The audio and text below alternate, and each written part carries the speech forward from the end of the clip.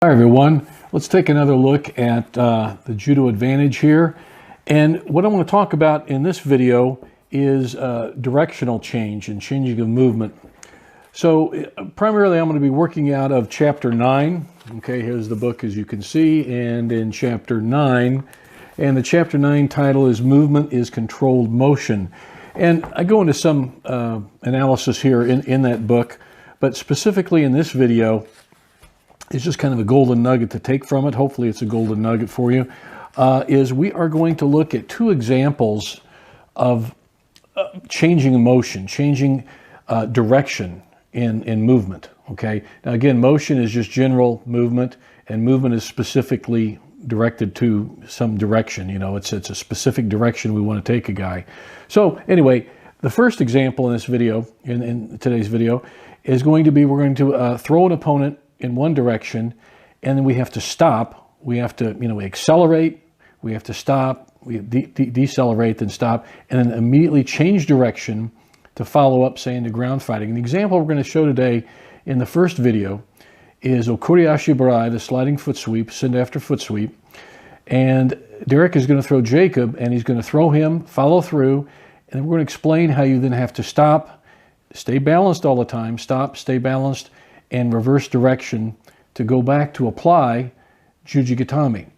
So this is a good example of a transition, is to throw into a transition where you throw in one direction, stop, roll back in another direction to apply the Jujigatami. And the second video we're going to show is Ken Brink going to be working with Johnny Shepard in a classic example of a Renraku Waza, or a combination technique. Renraku means to combine, and Waza's technique. And this is a classic example of throwing to the rear, attacking to the rear initially, changing directions, and throwing to the front.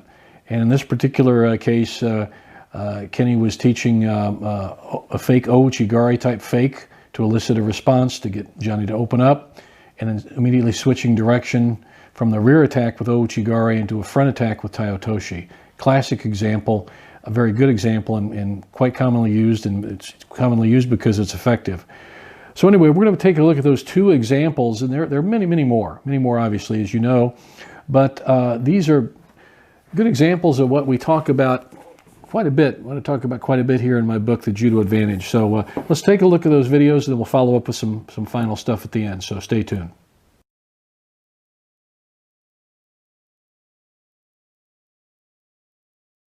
Drill teaches you a lot. It teaches you good timing for your foot sweep, of course. But it also teaches you to follow through after a throw with a nice arm lock. But what it really teaches you as a thrower is when you throw to have good balance after you throw your opponent, so you can apply good arm lock. You see what I mean here in a minute. If Derek doesn't have good balance after he throws Jake here, he can't do the drill, he can't do the move. So he's got to practice. This teaches good balance, he's got to practice this. So watch this, do step, step, sweep, and just go ahead and do your arm lock. That's the drill, right there. The good build up for that. But, what can you come back in and do again? It teaches Derek, or the guy doing the throw, a lot. It teaches you good sweeps, of course, good foot sweeps, and good timing, but it also teaches you to follow through. But the third thing it really teaches you is to remain balanced after you throw them. Okay, you got to have solid balance after you throw them, and throw them with control. And that's what this really does teach, actually. So let's do step, step, sweep. Good. See, I just stepped right over, he stepped right into it. He didn't do fancy, weird stuff. Swept, throw, swept, and throw. Okay?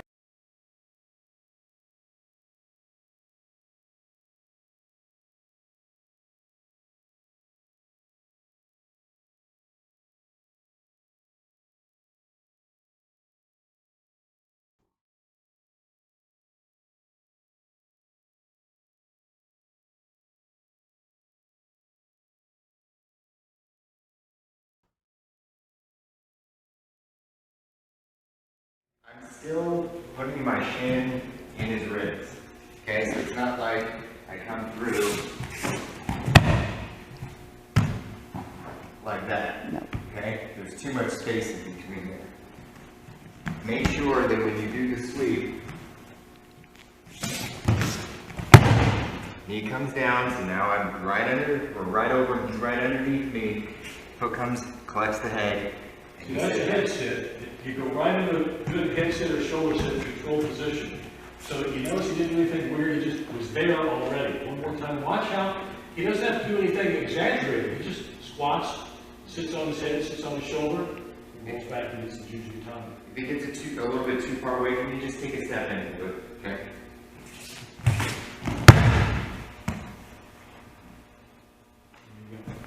And then go down and he'll take you back. So just like you do the normal drill, you take him all the way down the line of the mat, and maybe 2 or 3 throws, whatever, do the same drill, and then he'll bring you back the same drill.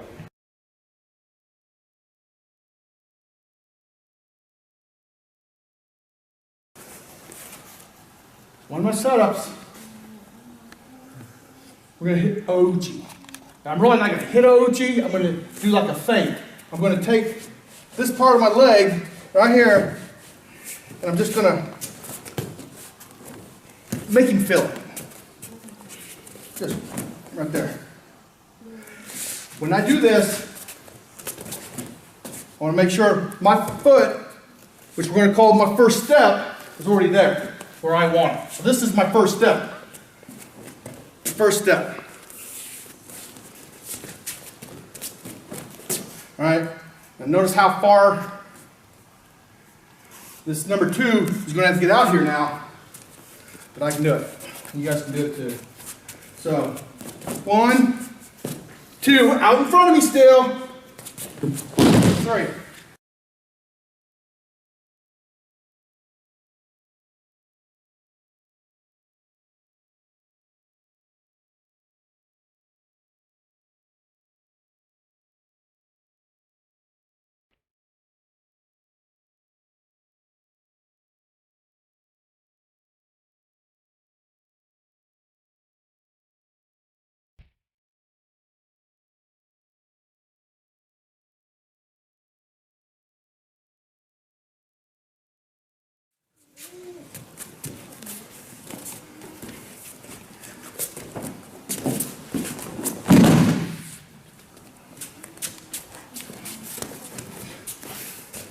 So 1, it's in the spot I want. 2, up and forward. 3.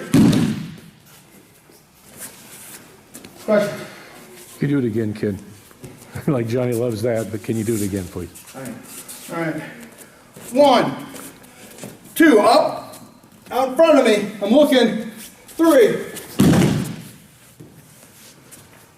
Okay. The direction of movement in judo is subject to changes in an instant. We pointed that out in the videos. You know, it's different like track and field, where you talk about a sprinter, where the object of a sprinter is to run as fast as he or she can in one direction. Okay. Well, in judo, sambo, jiu-jitsu, whatever the fighting sport may be, it doesn't happen in a straight line. You know, any direction is fair game. So it's important to know how to change directions. And in this chapter of the book, and movement is controlled motion, and throughout the entire book actually, but that's the focus of this particular the chapter here, in how to accelerate, decelerate, and change, maybe even stop then and then change direction. So it's a lot of skill that you have to learn. It takes a long time to learn how to move not just your body in that direction, but then you have to move your opponent's body in that direction as well. So that's what this whole chapter is about. I thought it's an interesting one. That's why I wanted to point this out, and it's a very specific part of this chapter, because again, the whole book is about controlling movement. And so anyway, I thought you might be interested in this, and thanks so much for watching.